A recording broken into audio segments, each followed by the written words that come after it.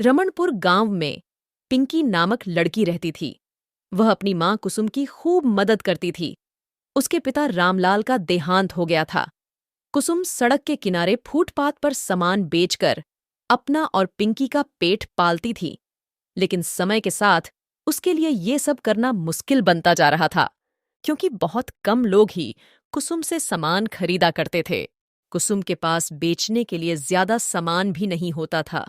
बस जैसे जैसे जो त्योहार आता, उसके हिसाब से ही थोड़ा बहुत सामान खरीद पाती थी, जिन्हें बेचने के बाद भी उसकी बचत नहीं हो पाती थी।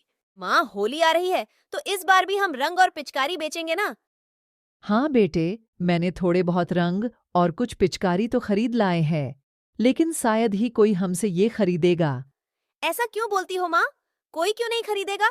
होली पे तो सबको पिचकारी और रंग चाहिए होती है। हाँ बेटे, लेकिन बाजार में कई बड़ी बड़ी दुकानें हैं, उन पे एक से बढ़कर एक पिचकारी और रंग मिलते हैं, तो सारे लोग तो वहीं जाते हैं। तुम चिंता मत करो माँ, देखना इस बार हमारे सारे पिचकारी और रंग बिक जाएंगे और हम भी अच्छे से होली खेलेंगे, गुजिया बनाएंगे, मिठाई बनाएंगे और।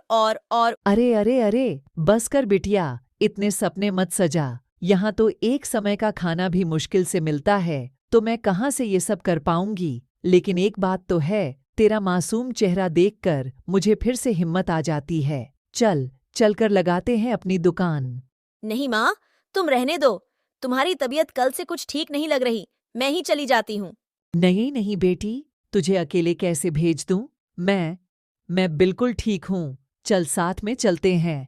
कुसुम और पिंकी अपनी टोकरी लेकर बाजार में बेचने के लिए जा ही रही थीं कि तभी अचानक कुसुम को बहुत तेज चक्कर आ गया और वह जमीन पर गिर पड़ी। माँ, माँ, क्या हुआ तुमको? उठो ना माँ। पिंकी को कुछ समझ नहीं आ रहा था। वह तुरंत ही पास की कांता काकी को बुलाकर ले आई। पिंकी, तेरी माँ को तेज बुखार है बेटा, इसे दवाई और आराम की जरूरत है। काकी माँ, ठीक तो हो जाएगी ना? हाँ बेटा, तू चिंता मत कर। तेरे पास कुछ पैसे है क्या? तेरी माँ को डॉक्टर के पास ले जाना होगा। नहीं काकी, जो भी पैसे थे उनसे माँ ने ये रंग और पिचकारियाँ खरीद ली। इन्हें बेचकर ही हम पैसे कमाने वाले थे। अच्छा अच्छा, कोई बात नहीं। तू ऐसा कर, इसके माथे पर ठंडी पानी की पट्टी रखते रहना। इतना कहकर कांता काकी वहां से अपने घर चली जाती है। चिंकी सारा दिन अपनी माँ के माथे पर पट्टी रखती रहती है, लेकिन कुसुम का बुखार नहीं गया। पिंकी को समझ आ गया था कि उसे किसी भी तरह पैसे का इंतजाम करना ही पड़ेगा, ताकि उसकी माँ का इलाज हो सके। अगले दिन सुबह सुबह ही वह फुटपाथ पे रंग और पिचकारी बेचने चली जाती है, लेकिन शाम तक उसके पास से कुछ भी नहीं बिका। तभी अचानक गांव की सेठानी जा रही थी। वह बहुत ही दयालु थी। उनकी नजर पिंकी पर पड़ी। उन्होंने पिंकी से पूछा, बेटी, इतनी सी उम्र में तुम ये पिचकारी और रंग क्यों बेच रही हो? तुम्हें तो बाकी बच्चों के साथ खेलना कूदना चाहिए।